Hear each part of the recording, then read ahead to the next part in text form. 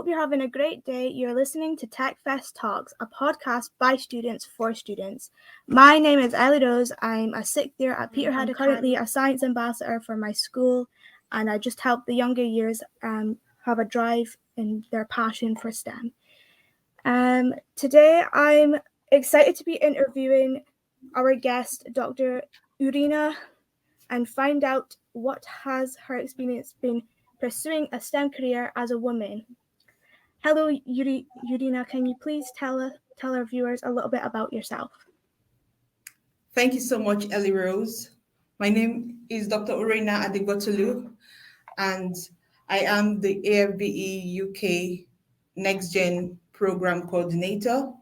And basically, in my role, I manage the STEM and school activities for school children between the ages of 8 and 17. And the aim of the STEM program really is to increase the participation of young people in STEM. So I have to organize activities around school visits, coding clubs, mentoring, work placements, and some other activities. Thank you. Perfect. I'll ask you a few questions now, if that's okay. That's fine.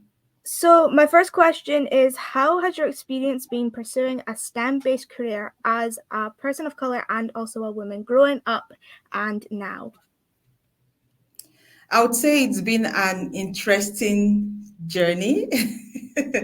Being a woman and being a person of color, it's been a very, very interesting journey. I would say I've always been passionate about the environment and sustainability since I was a child. I work currently as a STEM sustainability officer, and it's just been my passion since I was a child to actually care for the environment. I remember growing up in the Niger Delta part of Nigeria, having lots of our environment covered in oil.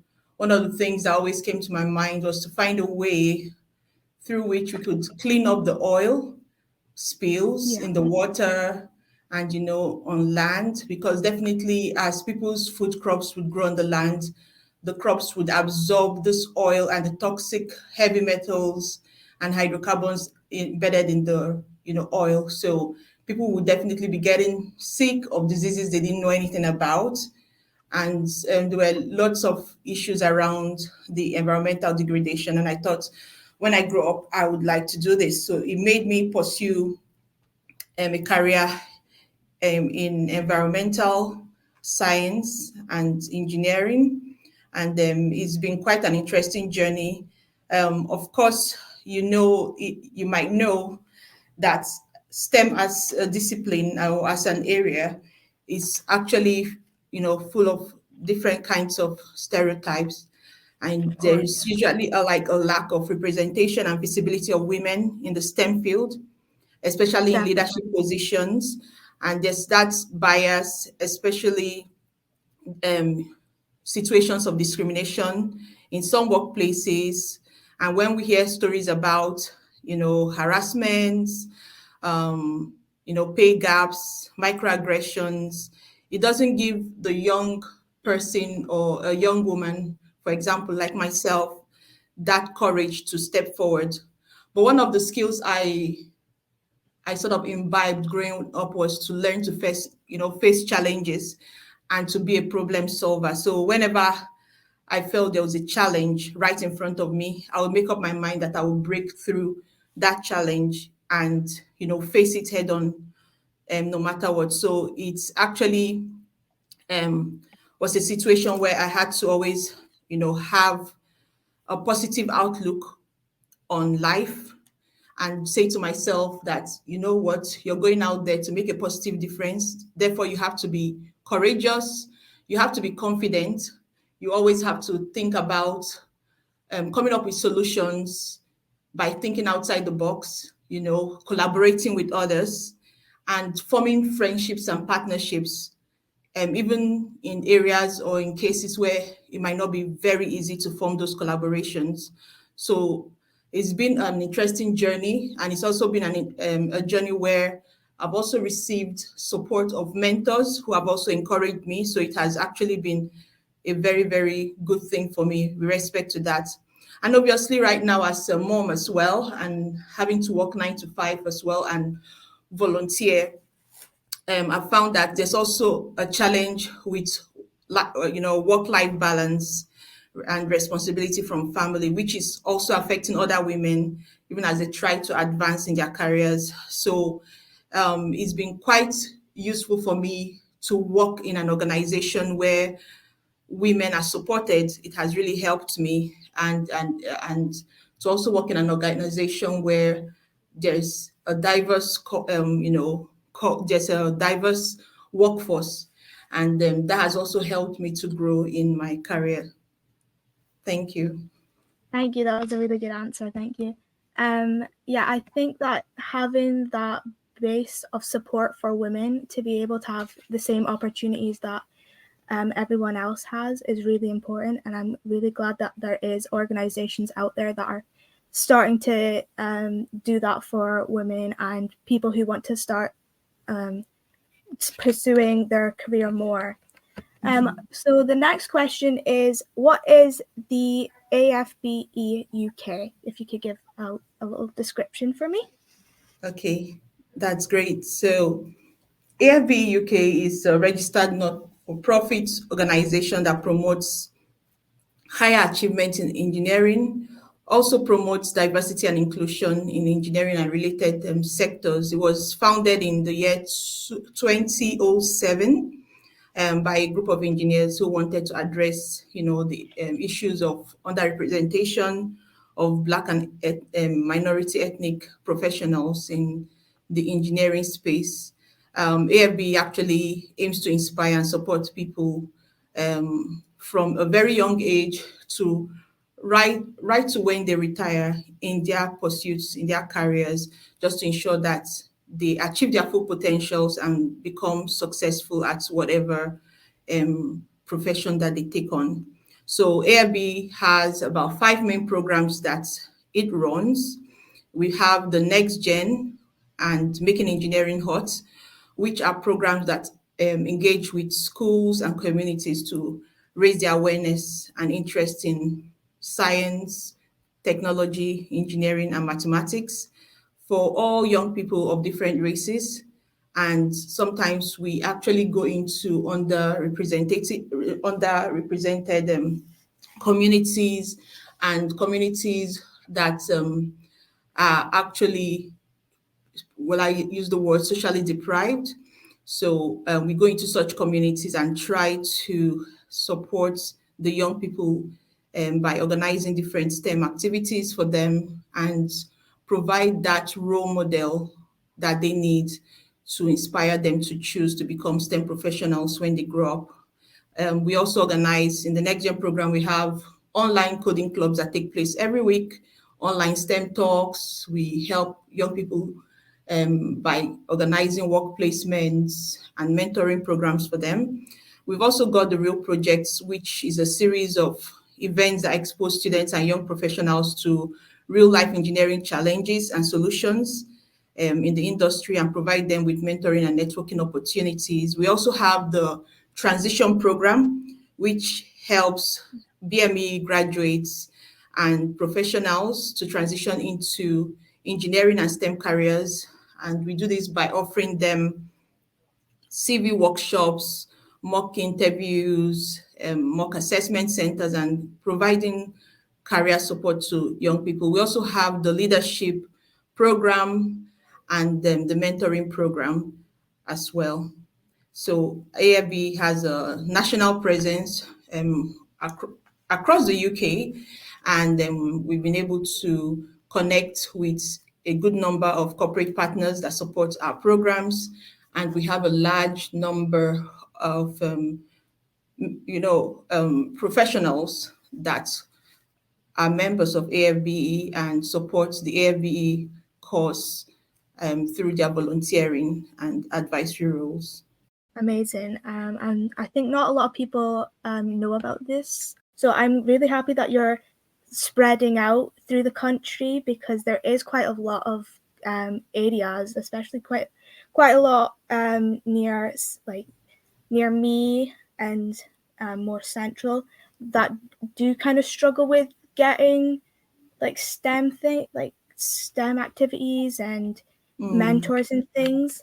As I yes, did a survey about it for my STEM project, it was all about inclusivity, and we yes. found out that there's not much um, accessibility for a few schools. So Mm, it's really good to hear that there's an organization that goes to different schools and yes.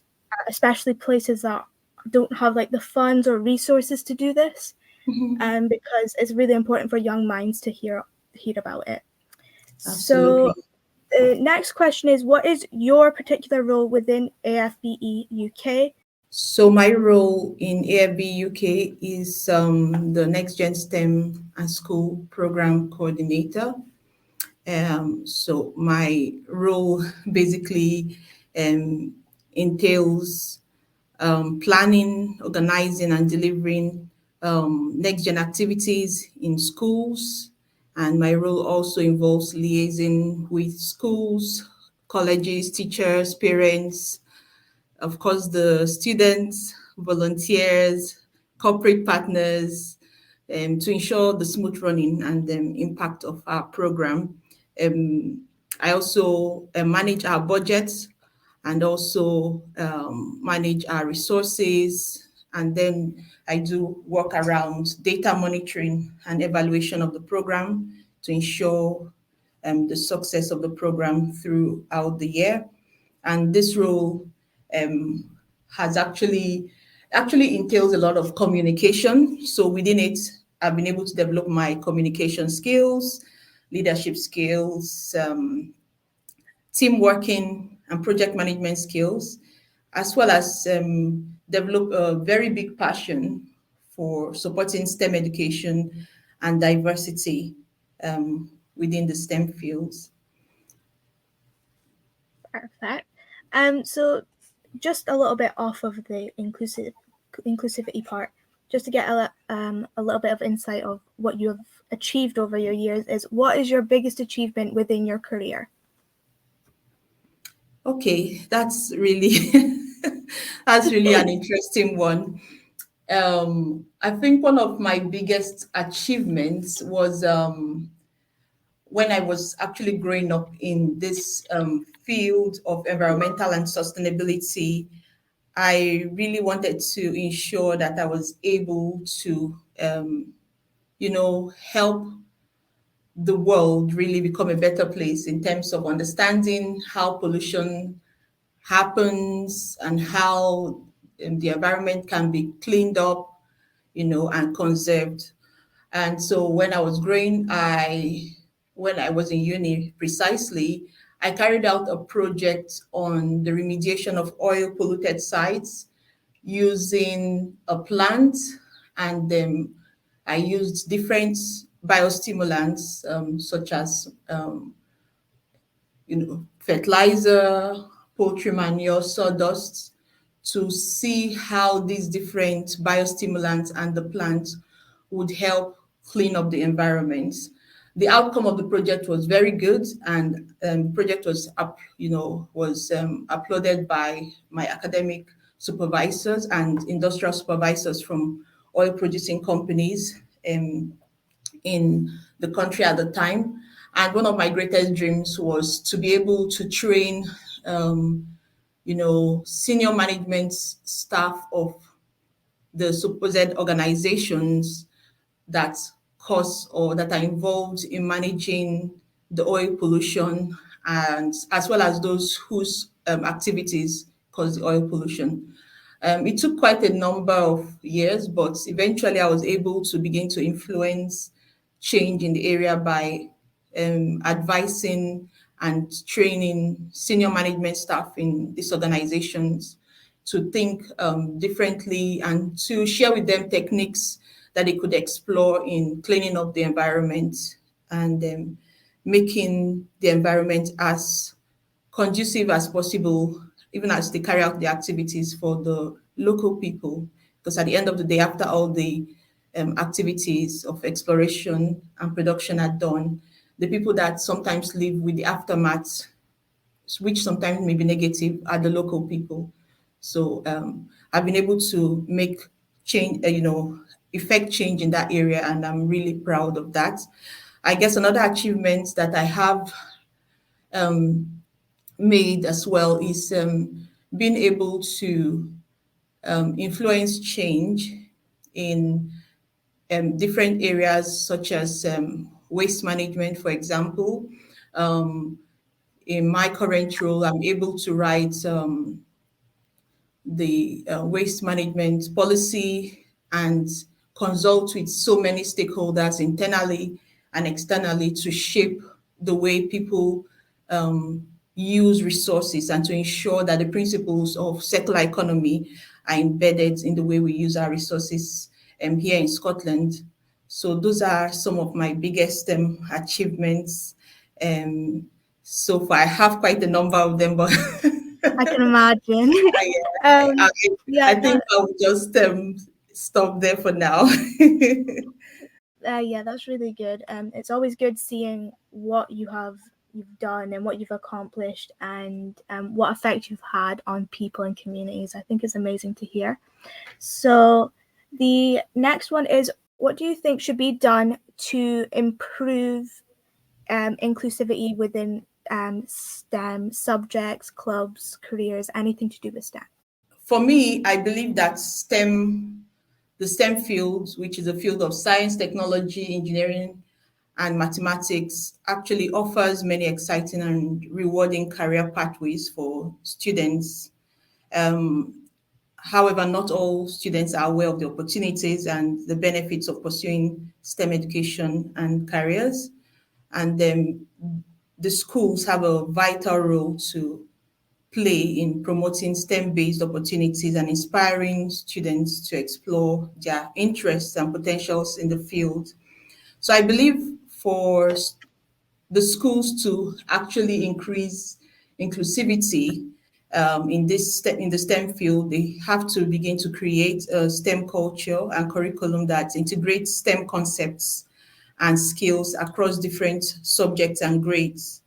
Another thing that the schools can also look at doing is providing students with access to STEM resources, such as laboratory opportunities, opportunities to test out different things, to carry out experiments, to test out their hypotheses, equipment, online platforms, mentors, role models. And this would inspire more young people to get involved. One of the things I've realized is that a lot of young people learn while they play. However, sometimes school can be very, very formal, in the approach of teaching and Yeah. learning. So if, for example, the teachers can make it, quite relaxed, where people can actually begin to learn as they play, that might begin to turn things around for a lot of students who don't have that attention span to sit down within a strict academic setting to actually learn. Of course, we have lots of theories in science that people have to sit down and understand. But if we turn this into play times and explain these concepts in basic everyday language that these young people would understand, then definitely they'll be wanting more. Use of different technologies which we have today, such as virtual reality, can actually help more young people get engaged in STEM. Another thing that I've been thinking about recently is the schools getting involved in different activities, such as competitions. I'll give a very good example, which is the first Lego League. Recently, we just attended the first Lego League, where we had our Next Gen Coding Club members participated, and it was quite an interesting league. So we had our young people being trained on coding, and they were able to go out there and compete with other young people like themselves. So I believe the sooner more schools get involved in leagues and competitions like this, the more the young people are exposed to STEM and what the possibilities are, and the more the confidence they begin to build. Because, for example, in the first Lego League, The young people are not just taught to code these robots and make the robots complete certain missions, but they have to make decisions with respect to what missions these robots would should be, completing within 2 minutes 30 seconds, for example. So they have to be thinking on their feet. Even on the competition day, sometimes they decide, okay, I won't go this route, I'm going to go the other route. So it helps them to begin to think fast on their feet. The young people are also taught through these exposures to engage in public speaking. They have to carry out like an innovation project, which they prepare PowerPoint slides. They need to rehearse this. They need to get ready for presentations. I know they do this in schools, but doing it outside the four walls of school can also be a very exciting thing for some young people.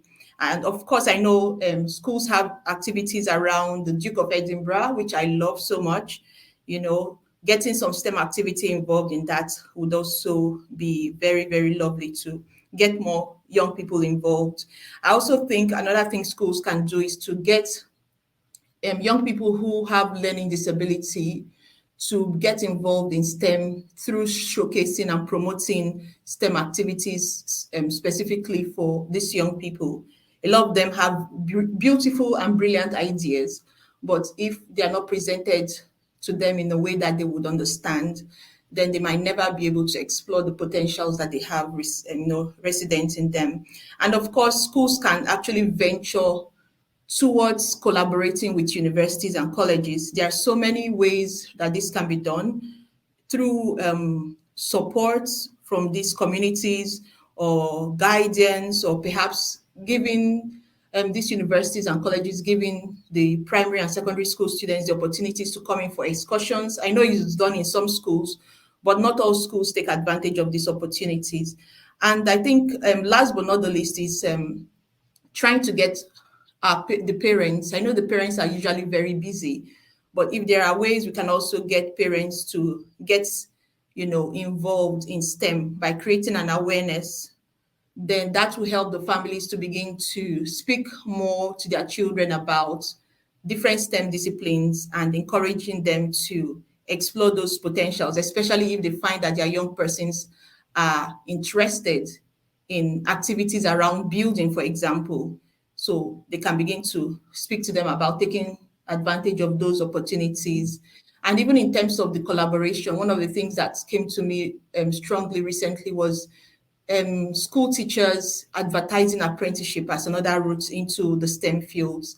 One of the things I found is that somehow the school teachers are not really advertising apprenticeship as an alternative route.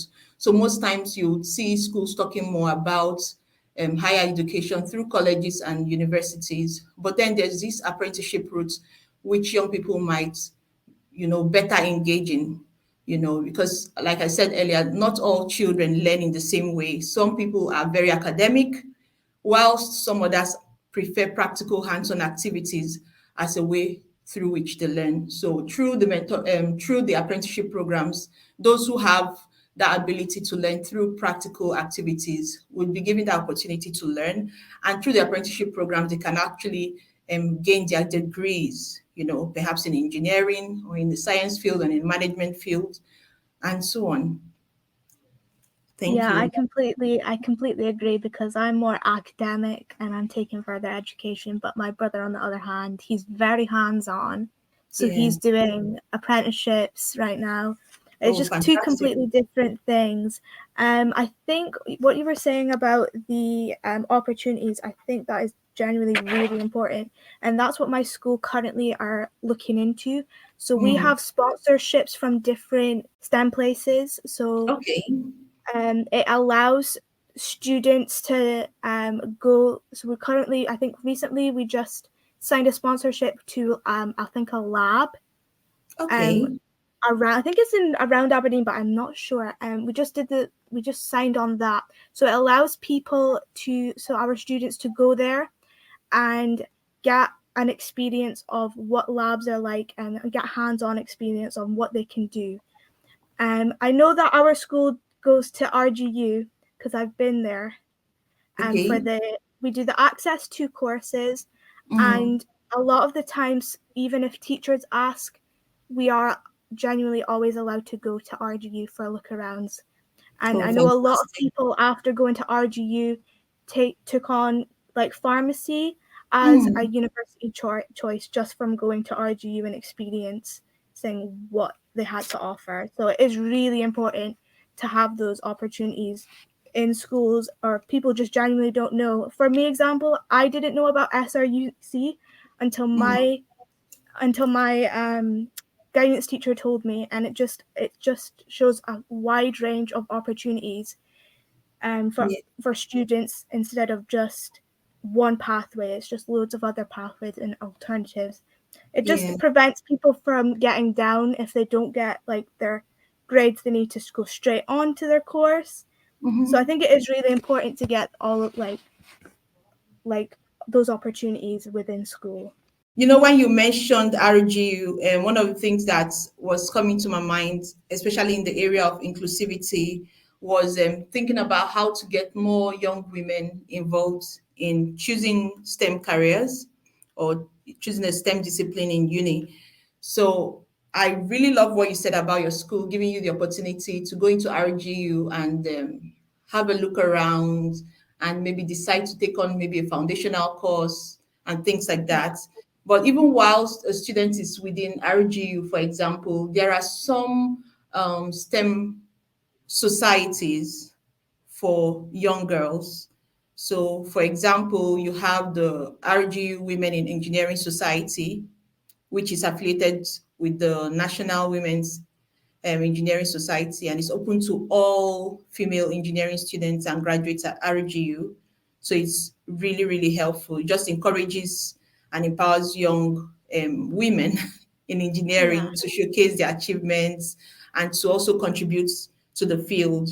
And they've also got the RGU Women in Computing Society as well, which is affiliated with the National Computing Science. I think is BSc group, which is a national body for computing. So basically, this society helps young people to get to understand more about the world of computing through organizing, coding challenges, workshops, social events, mentoring programs, and career guidance, hackathons for its members. And it helps to foster that sense of oneness and belonging that the young female, or not necessarily young, but any female student would need to promote their interests and aspirations in the field. There's also the Women in Science Society as well, which is open to all the female students in the life sciences. So you have people in environmental sciences, they can get involved in that as well. There's also ability for people to also join the students group of the Royal Society of Chemistry as well. And through the support of the national body, young people can gain exposures through the workshop into that world of chemistry. They can attend different conferences, sometimes free of charge through the bursaries that are provided. And then you also have the AIMA as well, the Institutes of Environmental Management and Assessment as well. So young people, the young students and females obviously can actually become, student members and begin to make that career path more relevant to themselves by learning from the people who have gone on before them. Those who are succeeding could actually come on board to become their mentors if they reach out to those young female professionals who are contributing in society. So, yeah, there's a lot of benefit of joining a female STEM society whilst in university. So it's not just to RGU students, but to any other university, and going out there and looking for, will I say, the relevant mentor or people that you can collaborate with would definitely help these young people to achieve great success in their careers. So The next question I have is, what events should students attend if they're thinking about pursuing STEM courses in university or anything to do with STEM careers? Okay. So basically, I think one of the things that young people should do is to just quickly, I know people usually say just Google it, but yeah, they can actually Google, you know, STEM organizations or societies in their respective fields of interests, and they might come up with different ones. Another thing they can do is to contact their teachers and or career guidance counselors to ask for different organizations that might support their STEM ambitions. So some of the things they can do, for example, is to join the Royal Society of Chemistry, like I mentioned to you. I'm a member of that of the Royal Society of Chemistry. Another thing they can also do is to join associations like AFBE and become a STEM volunteer to actually boost their interest in STEM through meeting with like-minded people who are STEM professionals in the space, and then effectively build their knowledge base on those areas that interest them and take advantage of the different learning opportunities that there are in that organization. So, for example, AFB has a conference called AFB Live, which takes place every 2 years, and provides the opportunity for it actually provides the opportunity for all young people, for example, to meet with professionals in the field, network with corporate organizations in the field. So through these meetings, I've known some young people that have been able to gain internships, or they've gotten mentors that have helped them through their career paths. Some of them have been able to share their ideas in a showcase called The Next Big Idea. And some of them have won some cash prizes that help them to develop their ideas forward.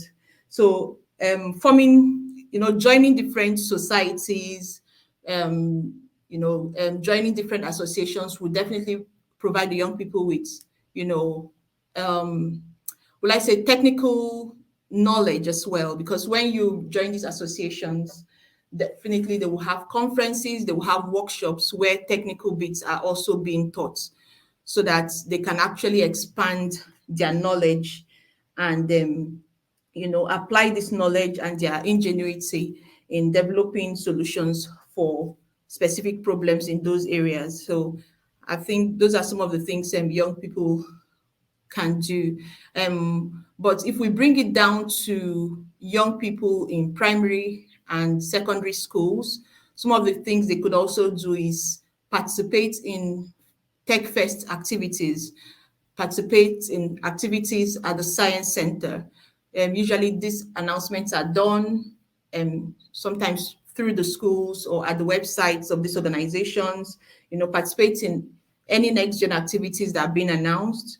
These organizations have lots and lots of STEM activities that provide STEM knowledge for young people, and this can begin to help to broaden their thinking and their horizon about science. And also, this organization also helps to give them opportunities to explore these potentials. So, for example, when I take my young people to the science center with all the equipment that they have there, I see them playing with this equipment, but as they are playing, they are beginning to understand those concepts embedded in the science around these tools, and they're beginning to understand how these things work, how they actually influence the life we live, and how it can help to save the planet, how it can help to reduce carbon emissions, how it can help to make the world more sustainable, and things like that. So, being exposed to different STEM activities and workshops that are offered by these different STEM organizations will be very, very helpful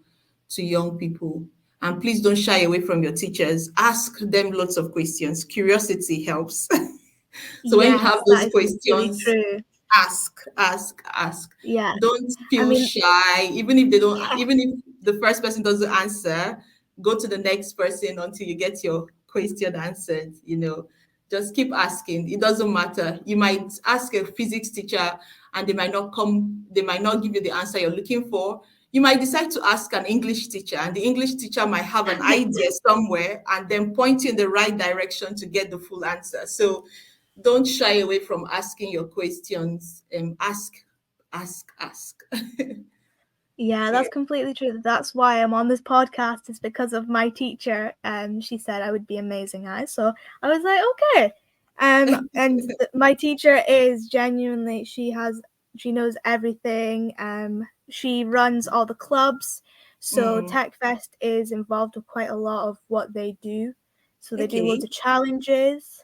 And I know that I'm pretty sure she ran a chemistry challenge not long ago for the younger years, and it was Yes. quite a success. And Mm. since she's taken on the science club, we've just built loads of support.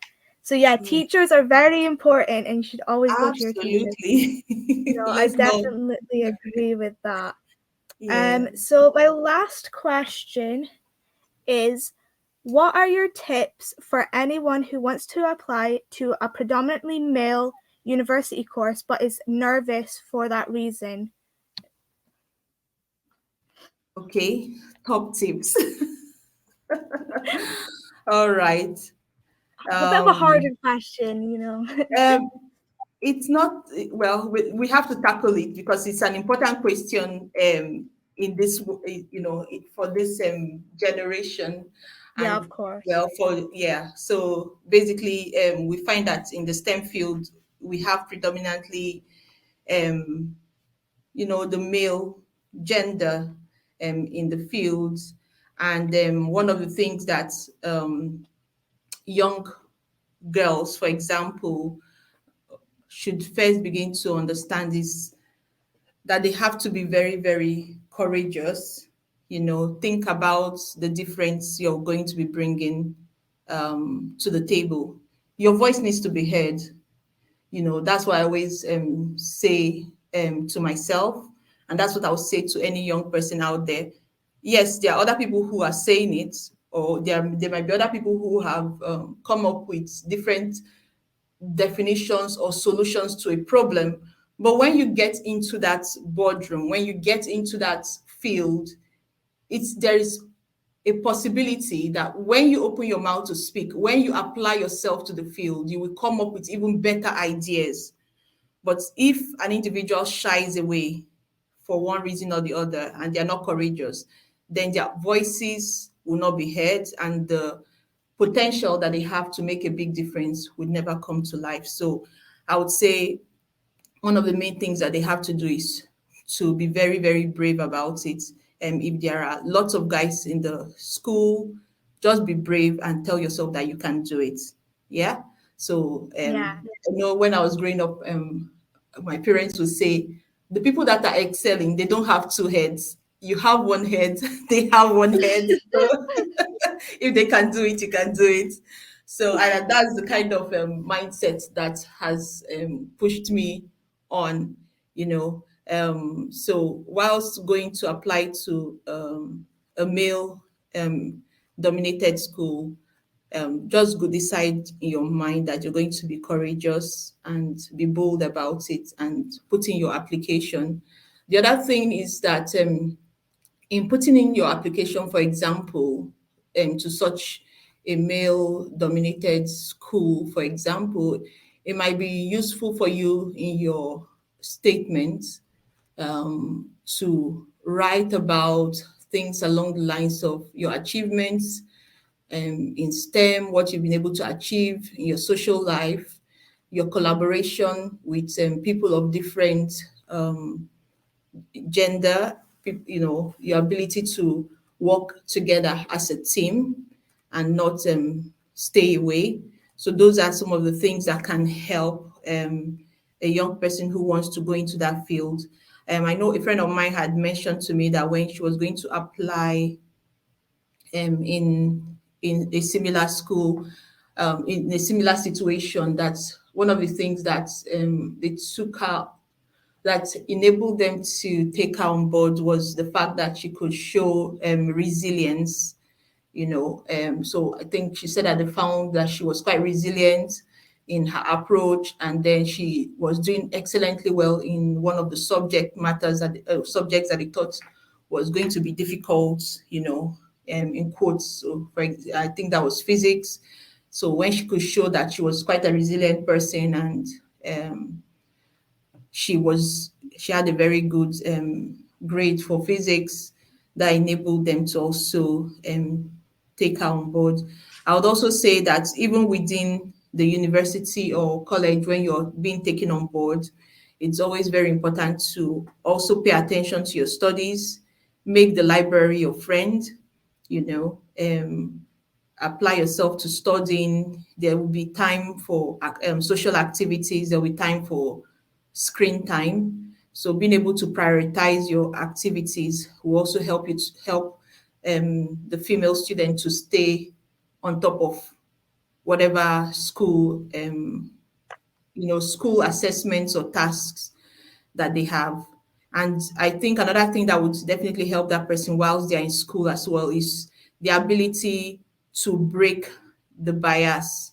So if they have a bias that does not favor their association with boys, if they're able to tell themselves that that bias can go, and then they decide to begin to collaborate with these other male colleagues in their colleges, maybe, for example, working together in group activities and collaborating and completing homework, courseworks, and assessments, that would really help that young person to thrive in that environment. So collaboration too is going to be very, very important. And always have a routine. I think the routine is very, very important. And, life skills are absolutely going to help that young woman who needs to thrive in that male dominated course. Life skills such as good communication skills, analytical skills, great negotiation skills would definitely help that female student. You have presentation skills. These are skills that are needed to excel in such an environment. So if the student is endowed with this kind of skills and they are able to have that learning mindset to even develop these skills further and always present themselves, bring themselves forward to take on challenges, I see them excelling even in that male dominated environment or university. Thank you. Yeah, I definitely understand that completely. Yes, it's about working together, but it's also about standing out in that kind of field. I think that's all my questions. I really enjoyed the interview. It gave me a really good insight on what you do and what opportunities there is for other people. So I think Yes. that I would definitely relate this back to my school because it really did help me. So thank you, Urenna, for a great interview, and thanks for everyone listening. Tune in for more episodes from TechFest Talks. Bye for now. Thank you very much for having me. Bye. Thank you. Bye bye.